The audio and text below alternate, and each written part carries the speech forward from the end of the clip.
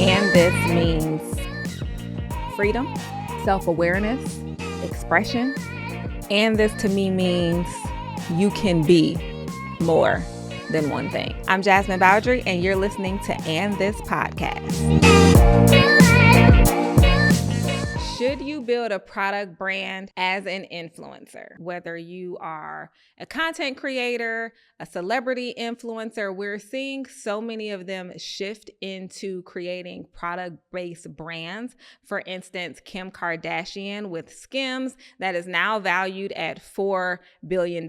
We also saw it with Rihanna and Fenty Beauty, Skin, everything Fenty. We haven't gotten an album from Rihanna in years because honestly, she doesn't need to do it. Her products sell for themselves. She doesn't have to show up and do a concert and go on tour in order to make money because her product-based business is now doing that for her. Create something that is filling a need. Also, are you building this to sell or are you just trying to generate revenue? Because those are two totally different decisions. Like if you're building it to sell, you're ideally going to maybe start with a few hero SKUs, a few launch type products, see how they perform, but you already kind of have a roadmap of the different avenues and lanes that you want to go into because you're now creating an entire product suite of things because you are positioning your business to sell versus let me put out this perfume, see how that works. I don't have a perfume collection,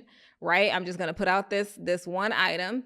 I'm going to put out this one item of bourbon, see how that sells. That seems like it's more of testing and revenue generating versus a model of I am building this to actually sell and be able to leave legacy for generations to come based on that potential acquisition. Also, you want to make sure that the products that you're putting out actually have quality and standards. You don't want to put something out just to be putting it out, right? I've seen a lot of celebrities launch different products and typically they're using a third-party vendor. So it's, hey, I'm a celebrity. I want to now launch hair care, skincare, etc. And they aren't a part of that quality vetting process, right? It's someone else, they're just stamping their name on it, but someone else is actually manufacturing it and making it. And typically they make it for several different companies and they're now just using that celebrity's name. The celebrity then gets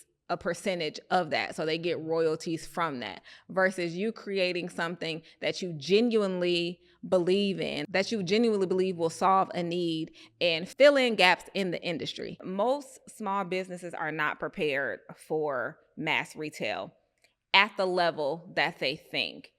And so what gets most brands excited is who wouldn't be excited about the thought of being in their favorite retailer, like a Target, a Sephora, a Macy's, a Nordstrom, etc., right? Who wouldn't be excited about that, right? So you're so giddy at the opportunity that it's likely an immediate yes.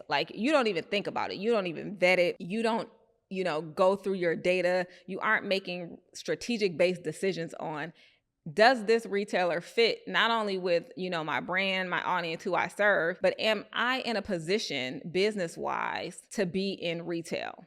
Because you don't want to just get in retail. You want to stay in retail. And so I think that a lot of brands from a cash flow perspective just weren't able to maintain what it takes to stay on retail shelves. Retail shelf space is real estate. It costs money down to the square footage. This is how much this 4-foot section cost, right? And so if your brand isn't performing, they have to make a decision of this is in the bottom 20% of my products that are being sold. It has to go. And typically that time frame can be about 6 to 12 months before that decision of kicking a brand out happens. But that is how they're thinking. And that's the point of this. I'm trying to get you guys to see and understand from someone that was a retail buyer how we think and the decisions that we have to make so that before you decide to go into retail, you can already have some of these things in place. You can already start thinking about some of these things. But most importantly, if you have a conversation with a retail buyer, you can start to ask some of these questions. What is your category threshold? What do I need to perform at to stay in this set? How many units do I need to be selling per week, to be deemed a brand, that is performing well, right? Because the better you perform, the better they're going to come to you with additional opportunities. Running a product-based business is hard. Retail is up and down. It is not a consistent industry. And so are you really ready to ride the wave of retail? Are you really ready to understand the seasonality that product-based businesses have? And are you committed to that?